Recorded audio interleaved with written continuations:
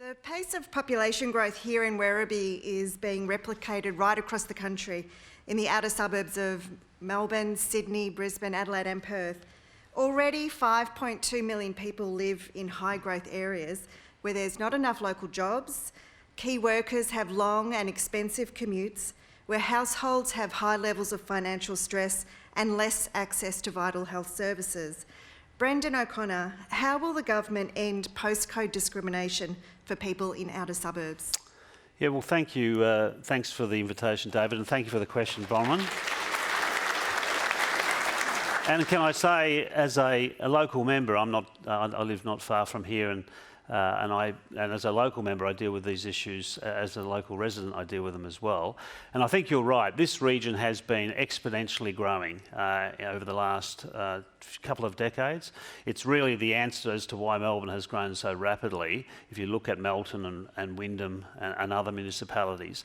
And so I think there's a combination of things that need to be done to mitigate the pressures on people and also deal with those congestions that you referred to. Firstly, I think, and I was fortunate enough of announcing this when we were last in government, I think, and we should be doing more of this, is announcing planning for employment hubs in areas that are growing very rapidly, so they're not forced or compelled to travel long distances if we can avoid that. So I think planning at local, state and federal levels where we are trying to attract employment to the region will at least stop some of the commuting that does occur here, but probably even worse in parts of Sydney. But I understand your point there. Just explain what the employment hub is that you're talking about, and is this something new that you're talking about for this sort of area? Well, certainly it was an announcement we made in 2012, and frankly it wasn't large enough in terms of scale, but the concept was absolutely right, and that is that we'd find land, state or federal land, or possibly even private land. We'd work with other governments and industry and look to invest in those areas so that we could ensure that people that are looking for employment could work much closer to home. That would stop the commuting, and it would also mean that you'd have more time with your families and you'd be in your communities. And I think that would be one approach that should be taken, and I think that's a responsibility of all tiers of government, and I think industry would like to partner that. So, sorry, you find the land, and then what do you do? Then you'd be suggesting, and you'd find ways and incentives to attract businesses to actually to build. So subsidise new business. It may well be forms of subsidy. It might be cheaper land because you zone it commercially. It's a combination of things that could happen to attract businesses. You'd engage with the industry and businesses before you make those planning decisions. Right. But it can happen. Because you didn't talk about this, I don't think, in the election campaign. So is this a new idea? This was something that we were doing. In fact, there was 10 years ago, and I can recall that.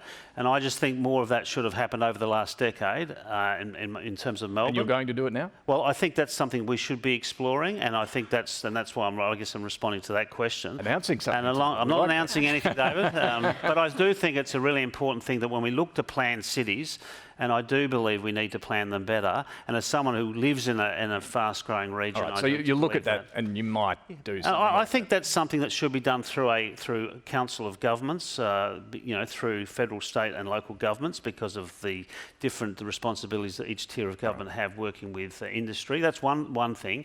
I do think we need to see more investments. I know that the state government has announced the construction of a hospital in Melton. That's overdue, in my view, and I welcome that. I do think sometimes instead of build it and they come and then we expect to build it. And I think if we can actually anticipate the growth in a more effective way and plan more effectively for people, we wouldn't have the scarcity of resources and the congestion to which you speak. Bridget McKenzie? Yeah, well, thank you, Bronwyn, for your question, and it's fantastic to be back in Werribee. You are a young and fast-growing, vibrant city, and if I think back 3 decades ago, you were surrounded by farmland, and it's a very, very different community now with a lot of different pressures and tension and a sense of community that you may have had for locals versus who you aspire to be now. My understanding is there was a promise 2012, 2013 for the state government to develop this precinct where you've got some great foundational tenants, such as Victoria University, such as the Mercy Hospital, I understand, and also facilities for legal firms. But you need to be attracting more to that. And really, the state Labor government has dropped the ball on this. And I hate to, Brendan, it's one of yours, a Labor government. Because I'll just jump in there because you guys have just had 9 years in government federally. Well, should you have done more? Well, we've put the money on the table for a faster rail service to partner with the state government between Melbourne and Geelong, which will actually mean that Werribee citizens and residents won't be necessarily having to use that to get into Melbourne. We hope that, Geelong will come here because you're going to have exciting employment opportunities right here. And students that live in Geelong may not have to study at Deakin. They might come and study at Victoria University here locally. So that's our investment. But I think Brendan's right. The Wyndham Council and community wants to grow and prosper. They need to have that planning work done. It was promised to be done nearly a decade ago with the state government, and I'd support that. Lech, Bronwyn talks about this postcode discrimination. How real do you believe that is? How significant is this problem of differentiated services between what you get in the inner city and what you might find in the outer suburbs? Yeah, it's massive. There's a discrimination by postcode. There's a level of cultural discrimination. There's a feeling within a lot of these places that they're not being represented within politics, within the mainstream culture of the country. So I am from Toowoomba. I've got a lot of family in Ipswich. I've seen what's happened in Ipswich over a long period of time in terms of politicians, local politicians generally, but also state politicians rushing in to celebrate these new great developments which are going to deliver an endless supply of jobs, but the infrastructure isn't ready. And so there needs to be ambition to build and to grow, but there also needs to be a commitment from politicians where you're prioritising the services and the infrastructure in areas like this, just as well as in areas of like the inner city or metropolitan Do parts of Australia. politicians get it? Do they understand areas like this?